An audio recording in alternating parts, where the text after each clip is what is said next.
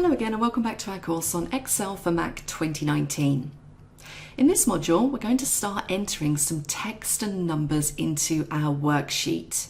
Now, when it comes to adding content into cells, you can do this in several different ways. You can type directly into a cell, you can type up in the formula bar, you can copy and paste content from a different workbook or worksheet, or you can let AutoFill complete certain patterns for you. So let's explore each of those options. Currently, I'm clicked in cell A1. You can see that it's highlighted, and you can also see in that name box it says A1. So what I'm going to type in here is a heading. So I'm going to say sales figures. And I can type that very easily just into that particular cell. Now, if I was to carry on typing, so let's say for 2019, you can see that that text doesn't stop when it reaches the end of that cell. It just carries on going across the cells. It's worth bearing in mind that if you want that text to wrap, so if you want it to kind of wrap round onto a new line once it hits that cell boundary, then you would need to apply text wrapping, which is what you'll find on the home ribbon. So if I click in cell A1 again and go to home, you can see we have a wrap text option in the middle. And if I click that, it's going to wrap that text around and it will adjust the height of the row in order to accommodate that. Now in this case, I don't particularly want it to wrap, so I'm going to use my quick access toolbar and I'm going to click Undo Wrap Text. I could also choose at this stage to apply some formatting to this heading. Now, most of the time when it comes to a heading, you want to make it stand out from the rest of your document. So I might want to increase that font size or make it bold or even color the background of the cell. And we're going to take a look at cell formatting in future modules. For now, we're just going to concentrate on inputting text into cells. I'm going to move down a couple of lines by pressing my return key or my enter key. So I'm now in cell A3. And what I might want to do in here is type in my first heading for my data. Now I could go in and just type it into the cell as we did previously. Alternatively, I can click my mouse up here in the formula bar and type it up there. So I could say something like order number and hit enter. So those are two examples of entering text specifically into your spreadsheet. But what spreadsheets are commonly known for is numbers. So how do we enter numbers into a spreadsheet? Well, in a very similar way. I can just go to my cell, so in this case A4, and I can type in the number that I want to use. So let's just say 1, 2, 3, 4, 5 is my first order number. I can press enter. And you'll see that it shifts those numbers across to the right hand side of the cell. And if you're wondering why it does that, that's all related to number formatting. And again, this is something we're going to discuss in more detail in later modules. Now it's also worth noting that you don't have to press the enter key to move to the cell below. You could use your arrow key, your down arrow to move to that cell, and then of course your up arrow to move up. Or you can click using your mouse or trackpad. And I'm going to enter another one, 5, 6, 7, 8, 9, press enter, and there we go. So very straightforward, just to enter in text and numbers. Now, as I mentioned, you can also copy and paste content in from other worksheets. So that's what we're going to do now.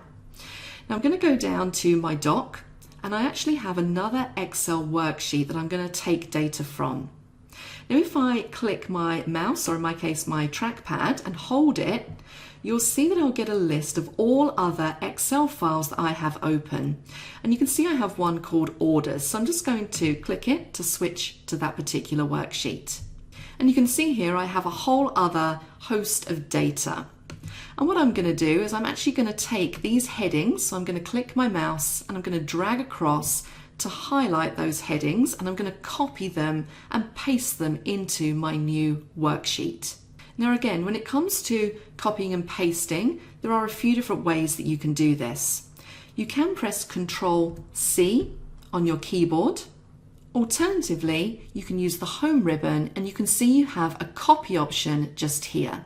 So if I click copy, I get those dotted lines around my selection, which means it's been copied to the clipboard.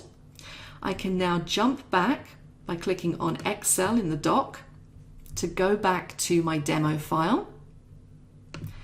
I can click in the cell B3 and do a Control V to paste, or I can select the paste icon on the home ribbon. And you can see that that's pasted those in.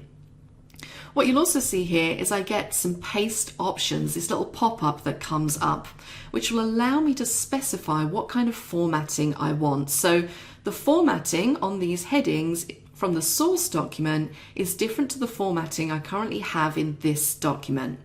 So I can choose if I want to keep the source formatting, use the destination formatting, match the destination formatting, so on and so forth.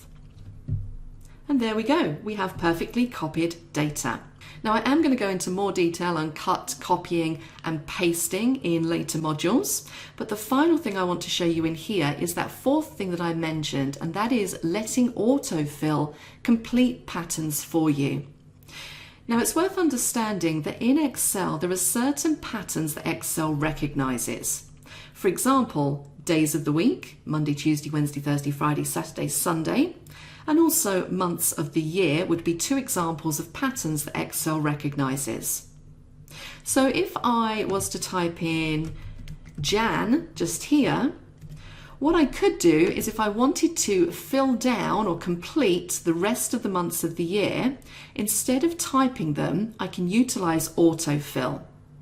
And you'll see that in the corner of this current selection, I have a little green square.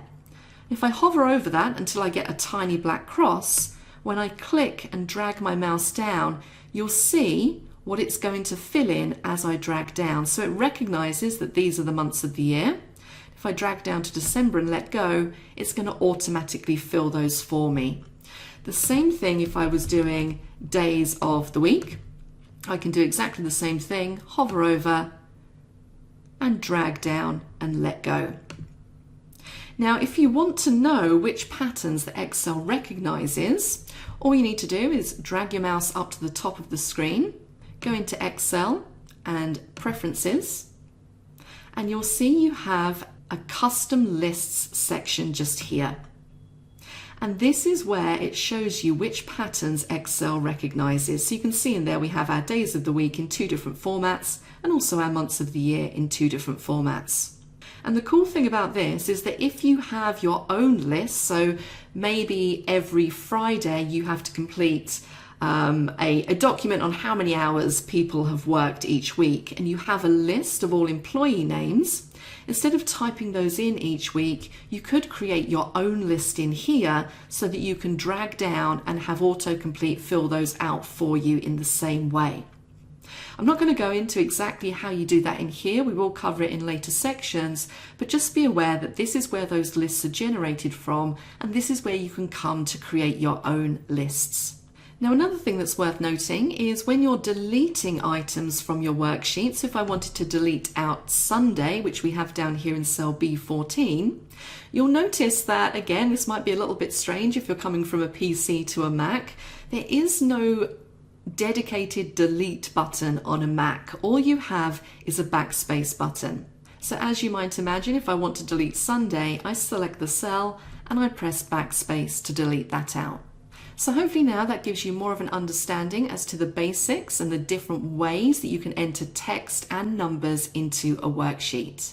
In the next module, we're going to start to take a look at how you can create basic formulas. So I will see you over there. Thanks for watching. If you're not a subscriber, click below to subscribe so you get notified about similar videos we upload. And click over there to get the complete Excel for Mac 2019 Beginners course. And click over there to watch the complete set of Excel Mac videos in this playlist.